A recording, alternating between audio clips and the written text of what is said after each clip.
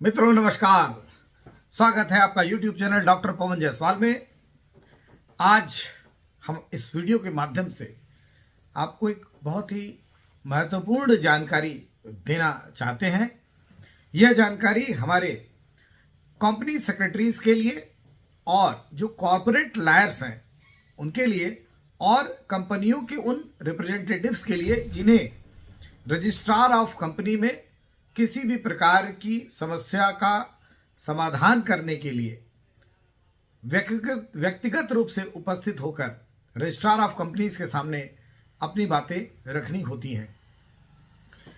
आप सभी जानते हैं कि कंपनियों को और लिमिटेड लायबिलिटी पार्टनरशिप को एनुअल फाइलिंग करनी पड़ती है। एनुअल फाइलिंग के साथ साथ इन निगमित संस्थाओं को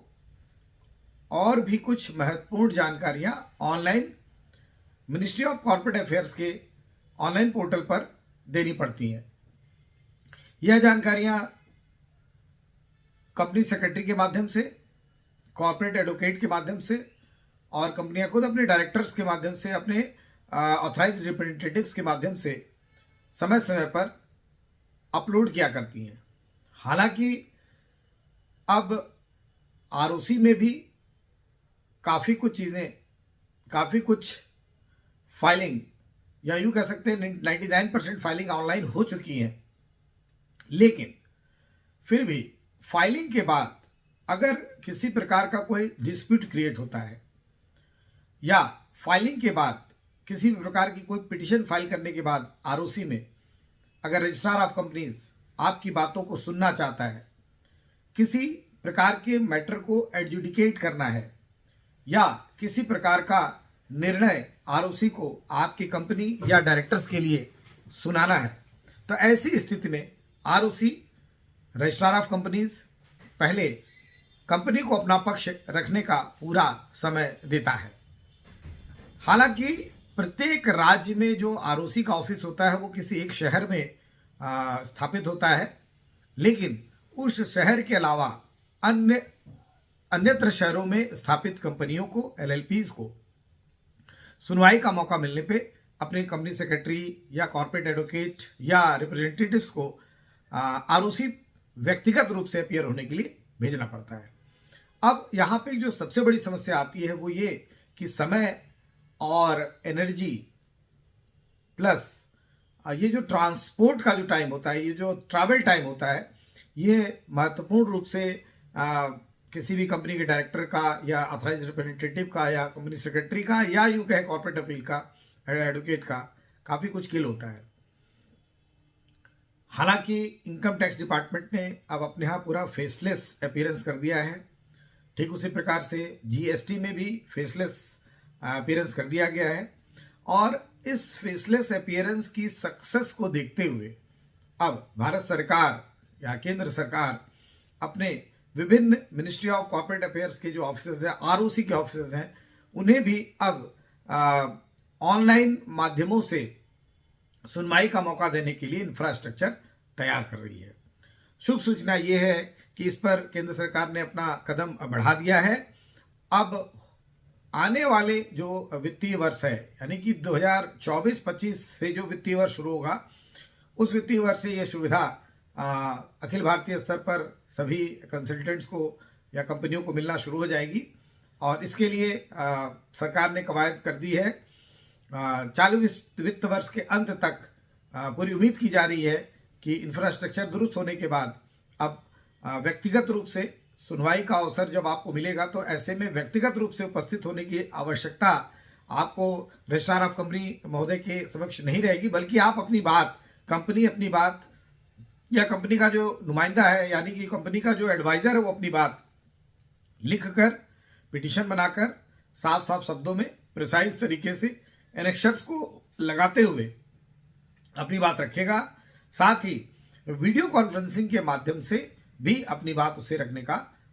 मौका दिया जाएगा। इसके लिए केंद्र सरकार ने पहल कर दी है और इसको यूं कह सकते हैं कि अब कंपनियों को और कंपनियों के रिप्रेजेंटेटिव को ई सुनवाई की, इलेक्ट्रॉनिक सुनवाई की सुविधा मिलेगी। तो ये बहुत बड़ी खुशखबरी है कॉर्पोरेट जगत के लिए कि केंद्र सरकार ने ये भी एक पहल कर डाली है। मैं आपको बताता चलूं कि जो आयकर विभाग में और जीएसटी विभाग में जो ऑनलाइन फेसलेस सुनवाई का जो कॉन्सेप्ट आया, जहां पे फेसलेस अपीयरेंस या वीडियो कॉन्फ्रेंसिंग थ्रू अपीयरेंस वगैरह करके अपनी बात रखने का मौका दिया गया है, उसकी कुछ कमियां भी सुनने को आई हैं। कंसल्टेंट्स ये बताते हैं कि जब आप वीडियो कॉन्फ्रेंसिंग कर रहे होते हैं या चिट्ठी पत्री के माध्यम से, ऑनलाइन कम्युनिकेशन के माध्यम से अगर कोई केस आपको अपना बताना होता है, तो ऐसे में कुछ एक स्थितियों में कंसल्टेंट या कंपनी या उसका एडवाइजर अपनी बात ठोस रूप से अथॉरिटीज के सामने नहीं रख पाता है, जिसके कारण उसका केस एडवर्स हो जाता है, ऑर्डर एडवर्स हो जाते हैं और उन्हें अपील करना पड़ता है। और यही समस्या फिर अपील में आती है,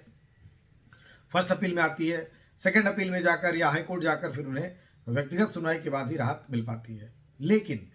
सिर्फ अगर इस लिमिटेशन पर अगर चर्चा करें तो मैं ये कह सकता हूं इस कंसल्टेंट होने के नाते कि गवर्नमेंट को एक हाइब्रिड मोड का भी प्रचलन इनकम टैक्स में, जीएसटी में और एमसीए में, आरओसी में भी रखना चाहिए, ताकि जो लोग अपनी बात को वीडियो कॉन्फ्रेंसिंग के माध्यम से या इंफ्रास्ट्रक्चर के अभाव में अपनी बातों को स्पष्ट रूप से आरओसी के सामने या income tax authority, GST authority के सामने नहीं रख पाते हैं या वीडियो कॉन्फ्रेंसिंग में नहीं कह पाते हैं, या जिनको ड्राफ्टिंग जिस स्किल उनकी इतनी अपीलिंग नहीं है कि अथॉरिटीज उसको मैटर को एडजुडिकेट कर पाए, तो ऐसे लोगों को व्यक्तिगत सुनवाई का भी मौका मिलना चाहिए। हमें लगता है कि केंद्र सरकार इस पे भी आने वाले समय में केसेस जो हुए हैं उनके रिजल्ट्स को देखते हुए ऐसा कोई निर्णय ले सकती है। फिलहाल आरओसी के केस में अब कंपनियों को ई सुनवाई की भी फैसिलिटी मिलेगी। ऐसे में अब जैसा कि आप सभी जानते हैं, विदित हो कि नेशनल कंपनी लॉ ट्रिब्यूनल और national company law appellate tribunal, यहाँ पे भी हाइब्रिड मोड पर या ऑनलाइन मोड पर समय समय पर सुनवाई की व्यवस्था रहती है। ठीक इसी प्रकार अब आरओसी में भी आप सभी को वित्तीय वर्ष के अंत होते होते या नया वर्ष वित्तीय वर्ष चालू होते होते ये व्यवस्था आपको मिल जाएगी। तो एक बड़ी जानकारी मैंने कंपनी सेक्रेटरीज और कॉर्पोरेट एडवोकेट्स और कंसल्टेंट्स जैसे सीएमएस, सीएस और कंपनीज और उनके जो ऑथराइज्ड रिप्रेजेंटेटिव्स उनके लिए देने की कोशिश की। आज के वीडियो में इतना ही। अधिक जानकारी के लिए देखते रहिए वीडियोस हमारे इस चैनल पर। और एक महत्वपूर्ण जानकारी मैं ये भी देना चाहूँगा कि अगर आपको इनकम टैक्स में और जीएसटी में किसी भी प्रकार की कोई समस्या आती है, किसी भी प्रकार की किसी समस्या का आप समाधान जानना चाहते हैं, आप रिटर्न फाइल करना चाहते हैं, आप अपील फाइल करना चाहते हैं, आपको किसी भी प्रकार की कोई नोटिस दी गई है, आप उस नोटिस का माकूल जवाब देना चाहते हैं, आपको एडजर्नमेंट लेना है, आप नहीं समझ में आ रहा है कैसे एडजर्नमेंट लें, आदि आदि, इन सारी बातों के लिए समाधान के लिए पवन जायसवाल एसोसिएट्स, हमारे सभी एसोसिएट्स ने मिलकर दिन रात मेहनत करके पिछले 1-1.5 साल की मेहनत के बाद एक ऐप तैयार किया है, फिक्स माई टैक्स। इसे आप गूगल प्ले स्टोर से डाउनलोड भी कर सकते हैं। साथ ही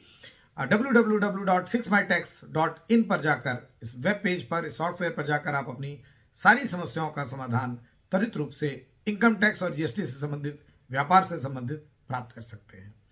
तो अवश्य जिस प्रकार आपने डॉक्टर पवन जायसवाल चैनल को अपना प्यार दिया, ठीक उसी प्रकार आप अपना प्यार और आशीर्वाद fixmytax.in को भी देंगे, ऐसा मुझे पूर्ण विश्वास है। आज के लिए इस वीडियो में इतना ही। देखते रहिए YouTube channel doctor Pawan Jaiswal. धन्यवाद, नमस्कार।